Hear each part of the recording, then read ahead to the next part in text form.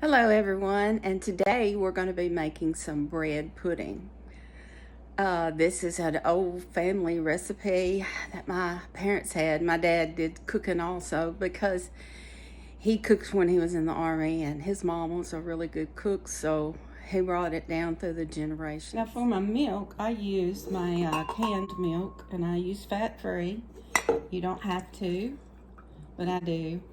And I have never used this. I've had this thing for a while, and I've never used it. And this is going to be about a cup in here. So what I'm going to do is I'm going to add some 2% milk, and you can add whole milk if you like. Okay, so what I'm going to do is I'm going to put my eggs in my milk.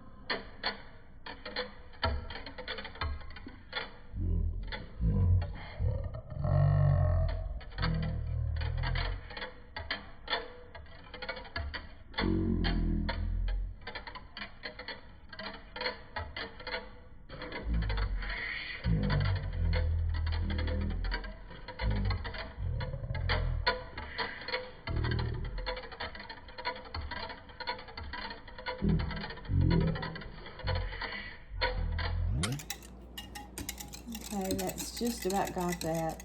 Now next I'm going to add my vanilla. About a teaspoonful. And I'm going to add all my sugar.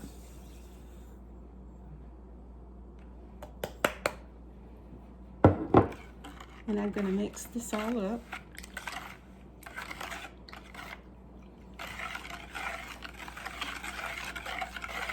After you get through mixing this up, set it over to the side so the sugar can kind of dissolve. Now I'm going to be taking my bread, and what I do, I just pinch it off, little bitty chunks,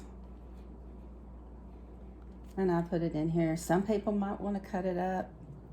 Some people might not want to use the crust. I like it all. Okay, so I've got all my bread mashed up or pulled apart. And I'm going to bring my sugar, milk, and egg mixture and vanilla. And you're going to not pour this all at one time because you want it to soak down in that bread. Now this is an extra big serving, family size. And sometimes I have to add more milk because this really absorbs all this milk.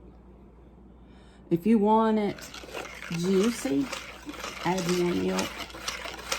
If you like it a little just not juicy at all, don't add as much. But you can tell after a while, you can tell if you want more. So I set this aside and let it wait and rest. Okay, some of the bread will be up and not have any milk on it, so I push it down in there, and when you push it you can see the juice pop up, so you know that you've got the right amount. This one's going to be This is going to cook, so it's not going to be a lot juicy. I like it a lot juicy. My family kind of likes it less juicy. But just push this bread down in that juice. It's not going to bother it at all.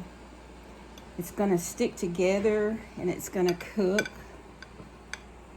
And that egg's going to hold it all together. Now this is a little, sugary. Yes, you can add less sugar. You can add a sweetener to this.